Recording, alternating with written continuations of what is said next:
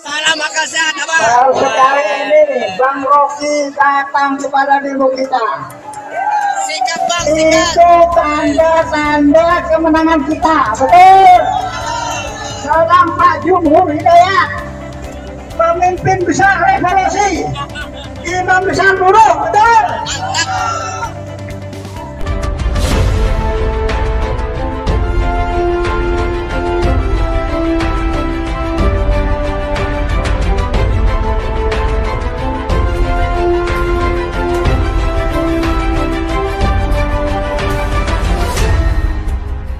Tonton video ini sampai selesai agar Anda tidak gagal paham.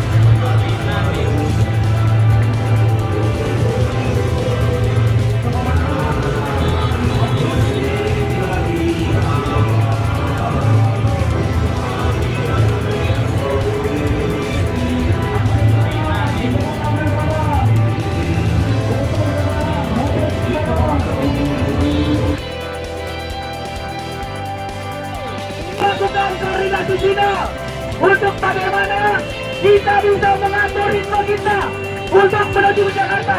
Karena di belakang cukup panjang, kita atur di sini untuk bagaimana kita melanjutkan perjalanan kita, dan kita akan mengatur ritme kita.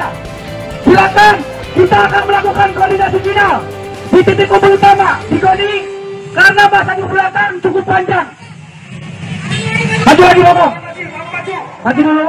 Nanti boleh kasih bapak atau formasinya. Jangan ada yang lewat jalur busway. Maju dulu, karena masa aksinya panjang sekali. Ekonomi hari ini lumpuh. Oke, kita akan rapikan barisan dulu. Oke. Oke. Jangan, mau maju lagi, mau maju lagi. Mau maju lagi bapak polisi. Bapak polisi di depan maju lagi. Oke, maju lagi. Terus. Ayo kawan-kawan motor, para kasih. Silakan, terus maju ke depan. Kita maju dulu Bung, dari luar kita nanti koordinasi. Oke. Jadi nanti kawan-kawan bapak para kasih nggak usah cari jalan. Oke, cukup, stop. Oke, stop, cukup. Kita akan melakukan koordinasi terlebih dahulu Bung. Oke. Bentar.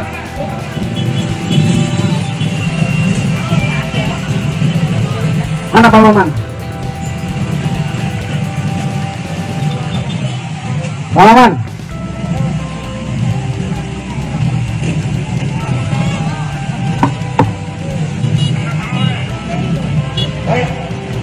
Gimana?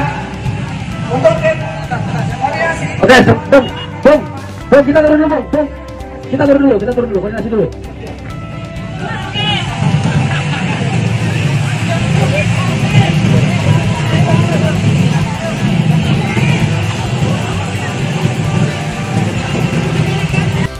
Salam Makassar, abang.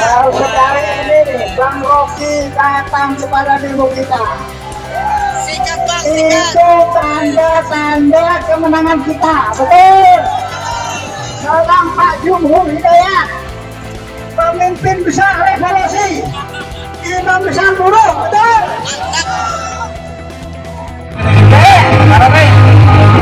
Oke, kita dulu. Untuk sepatu yang kedua sebelah kanan, sepatu depan ada gini lagi. Sepatu yang belakang ambil posisi kanan dan semua masih.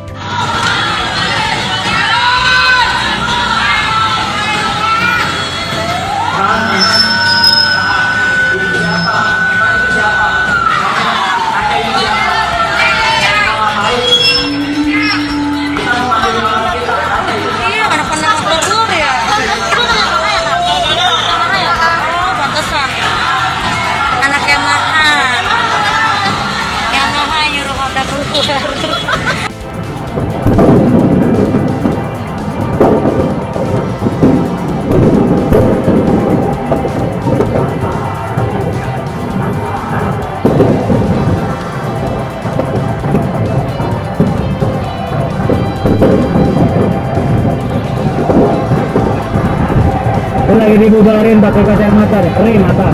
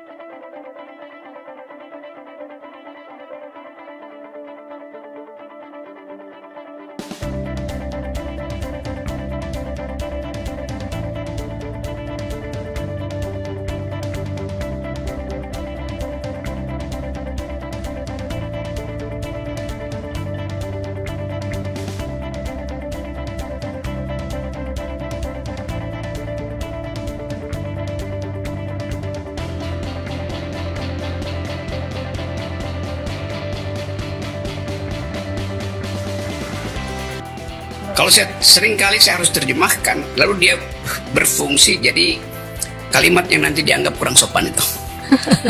Seperti kasus saya kan, saya berupaya untuk abstraksikan tuh, ada kejahatan narasi dari presiden karena terus menghindar dari tuntutan buruh misalnya tuh.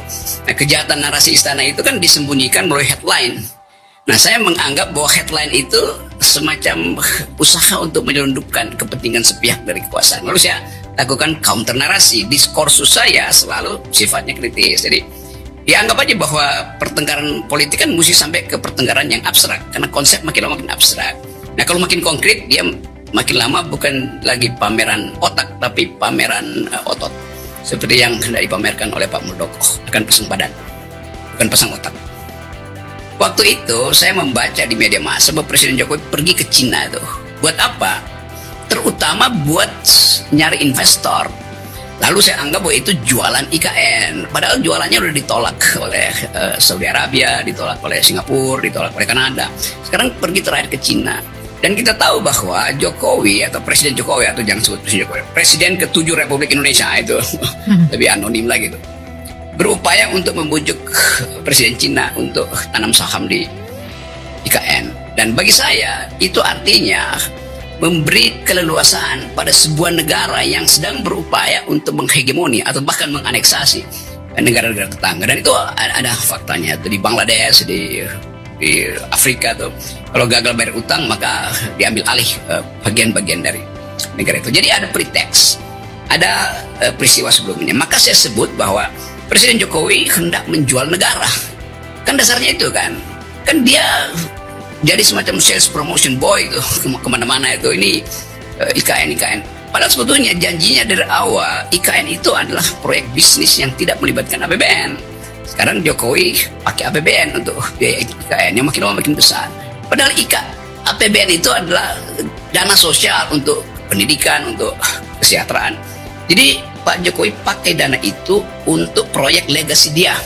Yeah. Nah itu sebabnya saya bilang Pak Jokowi sebagai presiden hanya mementingkan legasi dia tuh, atau bahkan lebih tegas lagi dinasti dia, mengabaikan justru hak buruh, justru hak publik, hak rakyat. Itu yang kemudian bagi saya jenis semacam itu adalah kegiatan dari seorang bajingan, dan bajingan yang tolol. Kalau bajingannya pinter, dia mesti debat dulu dengan kalangan buruh. Tapi saya tidak sebut Pak Jokowi yang bajingan. Kebijakannya itu kebijakan dari ciri-ciri kebijakan yang sifatnya bajingan. Itu dasarnya lalu jadi heboh.